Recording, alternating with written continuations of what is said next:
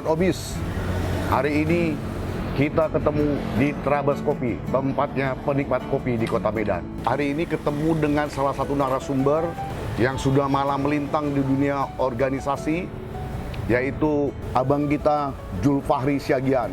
Udah berapa tahun Bang Jul nih menjabat sebagai Ketua DPD HNSI Sumatera Utara? Terima kasih sebelumnya, terima kasih diundang.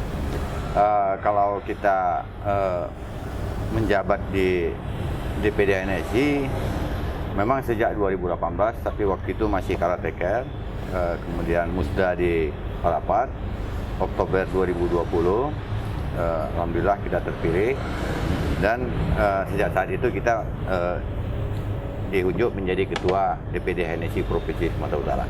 Berarti baru satu periode ya Bang? Siap. Abang duduk sebagai Ketua Himpunan Nelayan Sumatera Utara ya? Sumatera Bang, Utara. ada berapa Bang DPC Himpunan Nelayan seluruh Indonesia di Sumatera Utara nih Bang? Ya, jadi secara geografis pantai di Sumatera Utara ini ada dua, pantai timur dan pantai barat.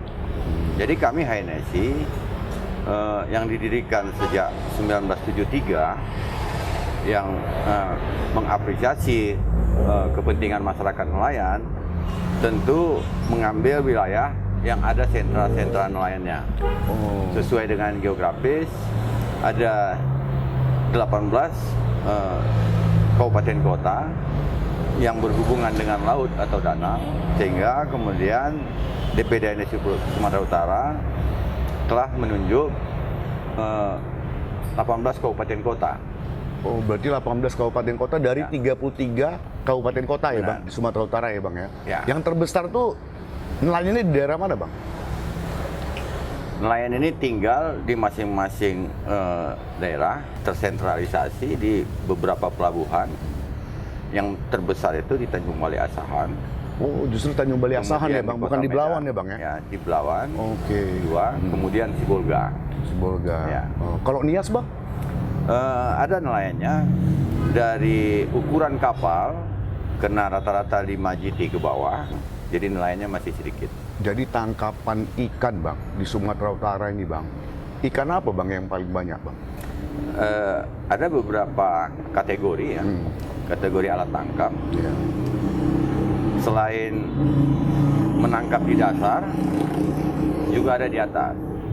Jadi ada dua jenis tangkapan, pelagis Pelagis dan itu apa, makarel. Kalau pelagis itu ikan yang di atas, di permukaan. Itu ikan apa tuh Bang yang di permukaan? itu, Jumbung. Bang? Ikan jumbung ya. Nah, jarum.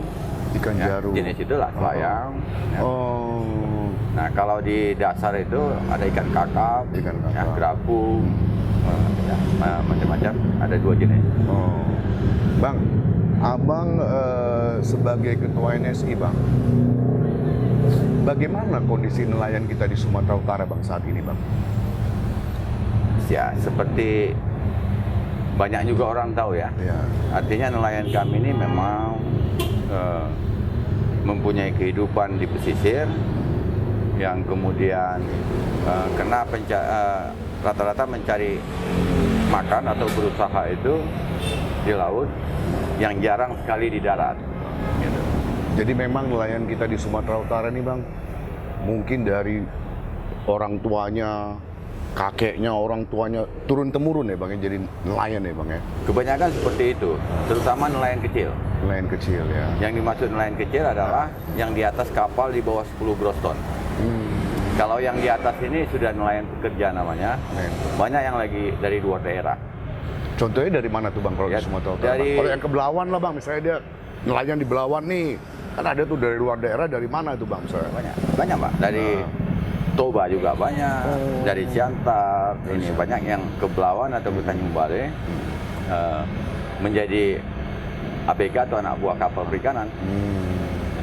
Bang, hari ini Bang, dengan melihat perkembangan nelayan kita yang kesejahteraannya masih, ya bisa dikatakan di bawah rata-rata lah Bang ya. Apa Bang fungsi dan tanggung jawab HNSI ini Bang untuk nelayan-nelayan kita ini Bang? Ya, kalau kita melihat kondisi lapangannya sesuai dengan regulasi pemerintah juga, yaitu Undang-Undang 14 2023. Di salah satu pasalnya bahwa penanganan laut itu 1 sampai 12 mil itu adalah provinsi, 12 ke atas itu pusat. Berarti abang tentunya kan kalau 1 sampai 12 mil itu provinsi yang Ya. menanganinya bang. Ya. Tentunya abang pasti banyak berharap lah bang ya, Ya, ke provinsi Sumatera Utara, khususnya ke Pak Bobi Nasution ya bang ya. Ya. Aturan yang ada sehingga kabupaten kota tidak lagi menangani masalah penangkapan ikan di laut. Akhirnya nelayan-nelayan itu kami khususnya menggantungkan pembinaan itu kepada provinsi.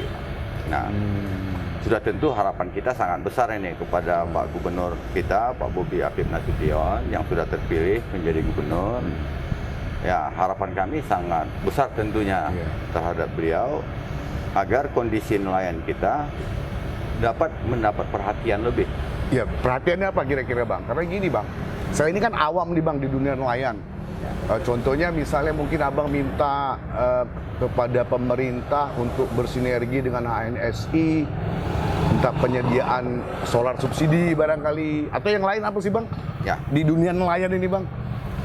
Tentu kalau solar ini memang ada aturannya. Ya. Aturannya nelayan yang menggunakan kapal di bawah 30 gross ton, ya, boleh mendapatkan minyak subsidi gitu.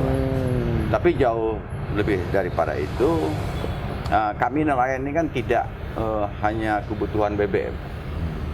Tentu tidak serta-merta kita hanya mencari ikan di laut. Ada saat-saat tertentu kurang bersahabat untuk cari makan. Misalnya saja kondisi ombak atau sedang ada kendala lainnya. Sehingga kita berharap instansi teknis, dinas-dinas itu perlu mendukung kami dalam hal kebijakannya. Ya. Jadi gimana bang? Sinergi yang abang inginkan dengan pemerintah, tentunya kan sinergi kita kan bukan hanya meminta proposal ngemis-ngemis gitu kan bang? Ya tentu kita tuh selalu berkomunikasi dengan Dinas Perikanan dan Kelautan Provinsi Sumatera Utara. Nah, menurut kami ini tidak cukup. Tentu masih ada beberapa dinas lain yang perlu memberikan pembinaan khusus terhadap masyarakat nelayan. Misalnya saja Dinas Koperasi dan UMKM. Ya. Tentunya kami masyarakat nelayan sangat butuh pembinaan khususnya di bidang perekonomian, bahwa ibu-ibu nelayan masih banyak yang bisa kita berdayakan. Betul sesuai dengan program pemerintah tentang hilirisasi. Hasil-hasil tangkapan itu tentu masih punya nilai ekonomis kalau itu bisa diolah ya. Itu yang harus diangkat ya bang kita agar Dinas Koperasi dan UMKM misalnya lebih mengarah ke kami masyarakat nelayan. Nah, sekarang koperasi emang nggak ada bang? Ada koperasi nelayan ini bang? Ada, tapi tentunya kan perlu pembinaan dari dinas koperasi terkait ya bang ya. Nah, sehubungan juga dengan program Pak Bobi tentang Kampung Nelayan Berkah. Wah, keren tuh bang kalau jadi tuh bang, Kampung Nelayan Berkah, ya kan bang? Ada planningnya seperti itu. Tahun berapa itu bang, planning Pak Bobi itu bang? Ada programnya, hanya perwujudannya kita masih belum tahu kapan. Nah, ini yang sedang kami tunggu. Harapan kita ya tentunya dengan arah pemikiran Pemprov itu terhadap perkampungan nelayan, sudah pasti nanti di situ akan banyak program-program. Disitulah kelihatan kesejahteraan tuh bang ya, perbaikan rumah lah, mungkin bantuan apa macam-macam lah yang bisa kita harapkan bang, tentunya. Betul.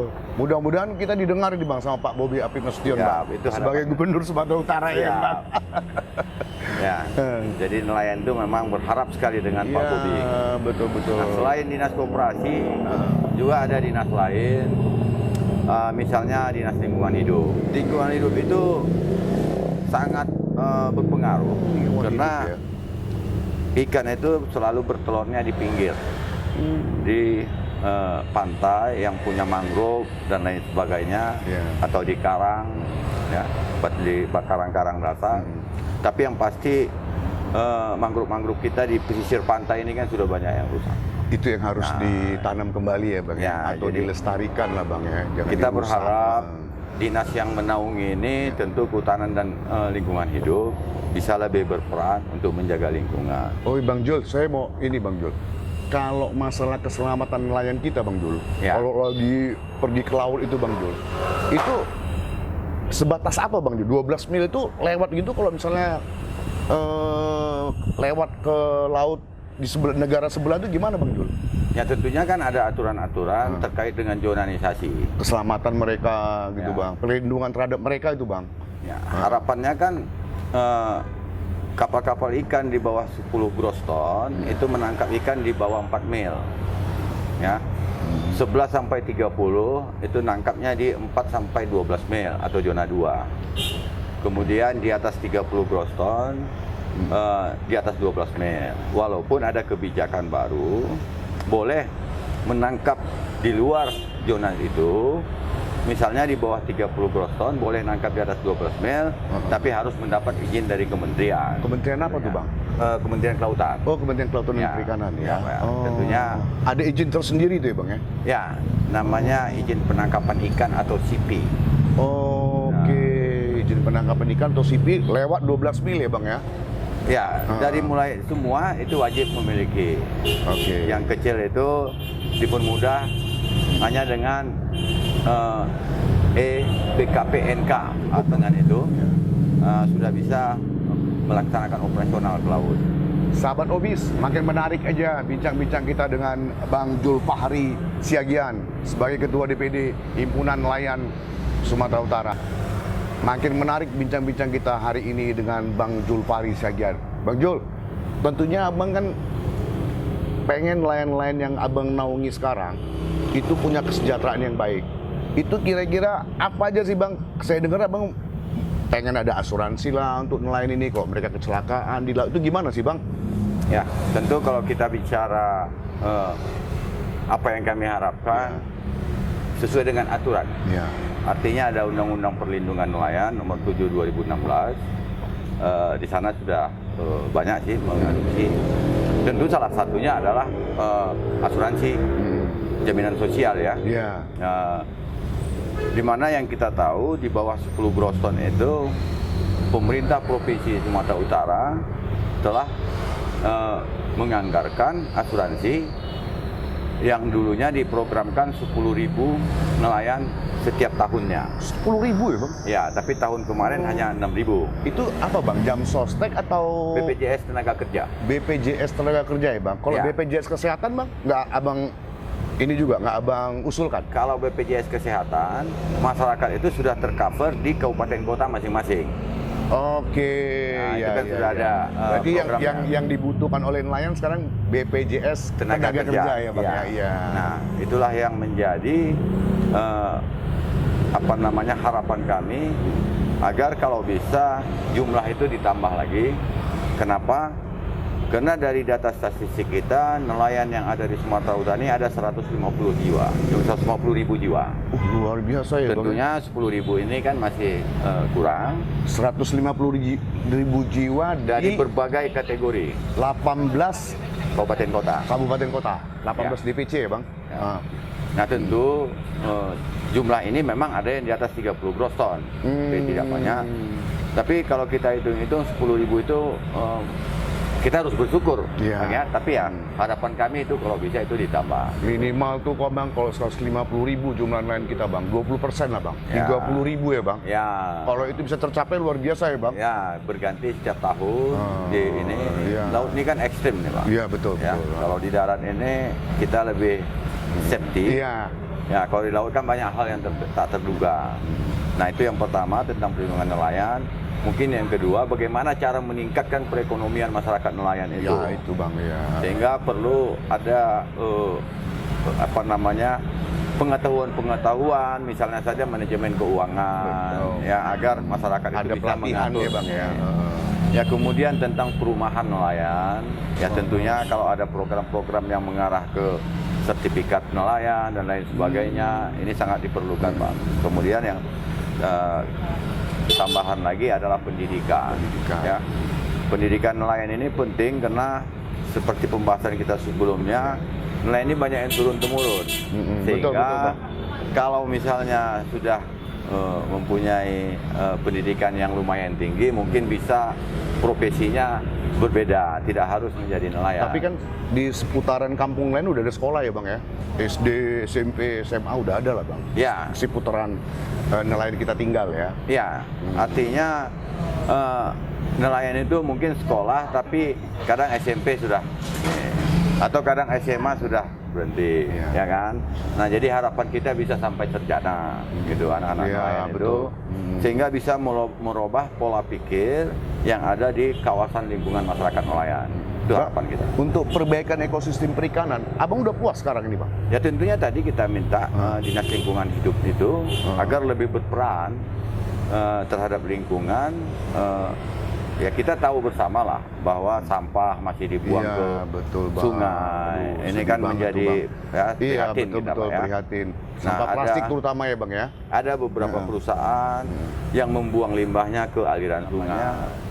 Kalau ini sudah menjadi perhatian khusus, ya kan, nah akan merubah lingkungan.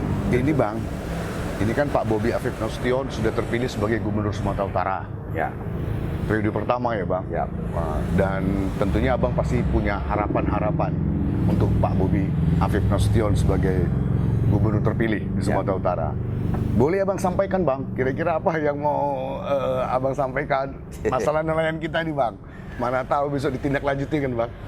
Ya tentunya dengan Pak Bobi sudah menjadi gubernur di Provinsi Sumatera Utara. Harapan kami Pak Bobi ya datanglah lihat kami masyarakat betul. nelayan. Terutama Musda ini ya Bang ya? Musda nanti ke depan ya Bang. Agustus kan mau Musda ya Bang? Oh iya, rencana kita juga mau Abang Musda. undang lah Pak Bobi. Pastilah. Ya, Pasti supaya beliau kepala bisa hadir daerah. kan. Sebagai pembina pastilah. Iya, supaya keluhan-keluhan Abang apa ini bisa disampaikan kan? Siap. Terutama masalah kesejahteraan nelayan tadi, bagaimana membangun pemukiman nelayan yang lebih layak. Ya kan, koperasi nelayan barangkali ya Bang ya. Sahabat Obis, sampai di sini bincang-bincang kita dengan Ketua DPD Himpunan Nelayan seluruh Indonesia Provinsi Sumatera Utara. Cukup menarik sahabat Obis bincang-bincang kita. Mudah-mudahan apa yang disampaikan oleh Bang Julfahri Syagian, aspirasinya bisa dapat dilihat atau dapat didengarkan oleh sahabat Obis dan bisa disampaikan ke teman-teman yang lain supaya nelayan kita bisa lebih sejahtera ke depannya. Sampai ketemu lagi sahabat Obis di obrolan bisnis selanjutnya. Oke. Makasih Bang Julfahri. Ya. Assalamualaikum. Waalaikumsalam.